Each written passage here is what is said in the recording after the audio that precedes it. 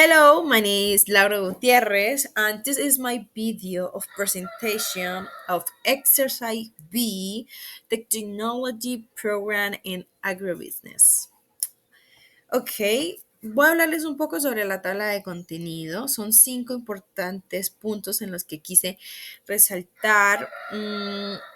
Como primero tenemos un enunciado, posterior a eso estaremos hablando de una interpretación en lenguaje natural, continuaremos con interpretación completa y para finalizar 2 puntos importantes que serían conclusiones y una breve explicación sobre la tabla de verdad.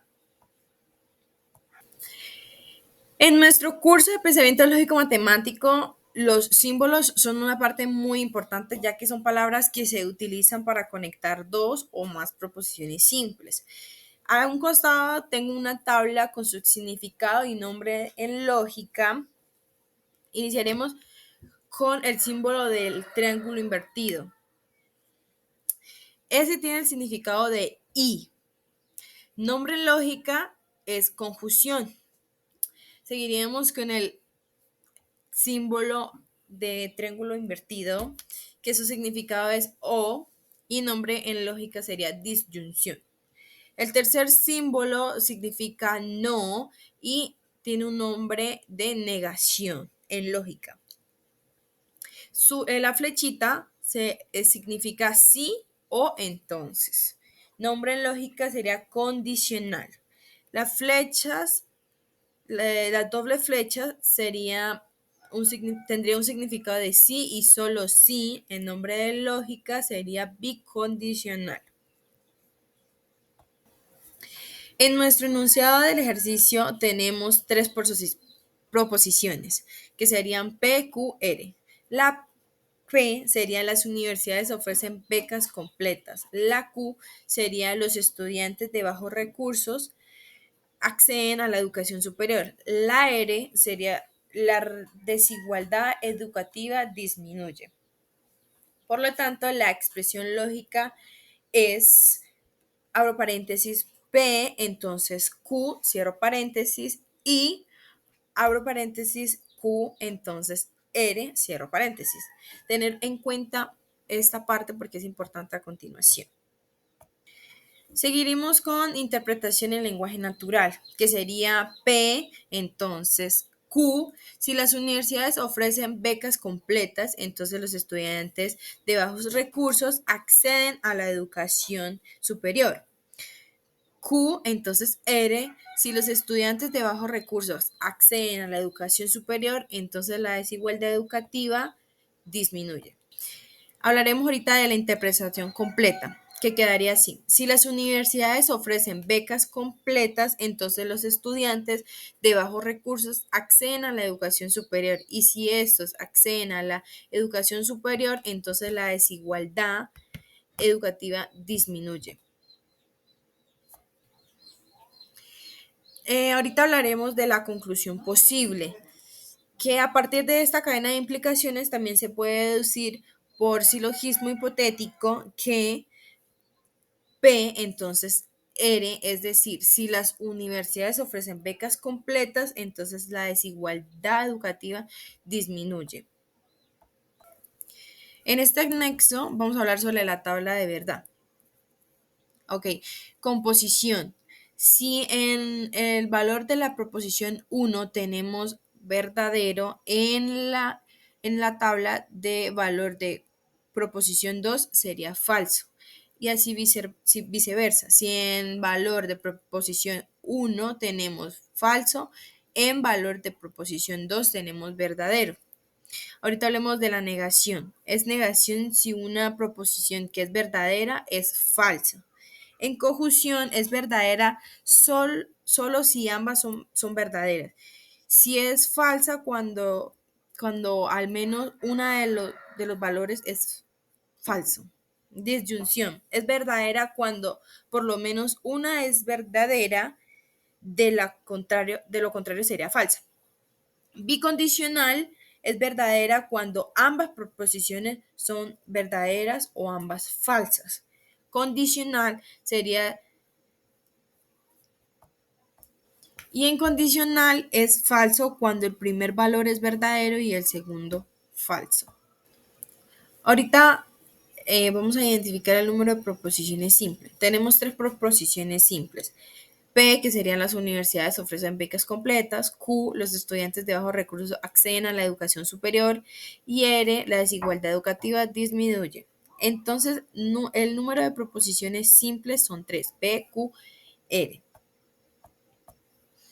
A ver, determinar el número de filas de la tabla de verdad. La fórmula para saber cuántas filas debe tener la tabla es 2 elevado a n, donde n es el número de proposiciones simples en este caso. Sería 2, o sea, 3 veces 2. Serían 8 filas y 6 columnas. Ok, en esta diapositiva tenemos la tabla de verdad. ¿Cómo la realizamos ahorita? Ok, pusimos 6 columnas con 8 filas. En las primeras 3 columnas puse las 3 proposiciones en las que ya les había hablado anteriormente. Sería P, Q, R. En las 3 posteriores puse una combinación que sería P, entonces Q, entonces R, y ahí sí, en la última columna puse ambas. P, Q, o sea, P, entonces Q, y Q, entonces R.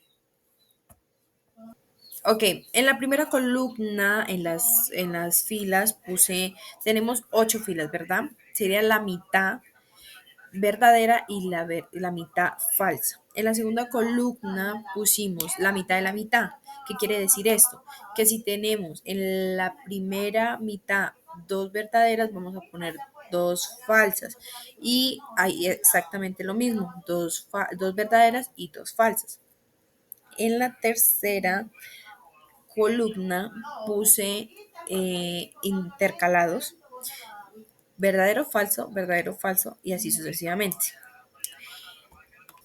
Ok, en la cuarta columna, sí, puse la combinación de P, entonces Q. Nos vamos acá en P. Si P tiene B y Q tiene B, o sea, eso significa verdadero. En la columna de la combinación P, entonces Q sería verdadero. Acá sería, si P tiene verdadero, Q tiene verdadero, en la combinación sería verdadero. Y así sucesivamente el mismo ejercicio, recordando lo que hablamos de las proposiciones anteriormente. Y seguimos en la quinta columna. Básicamente sería hacer lo mismo que hicimos en la columna anterior, sino que con Q y R. Por ejemplo, si tenemos en Q verdadero, en R sería verdadero también, y en la combinación también sería verdadero.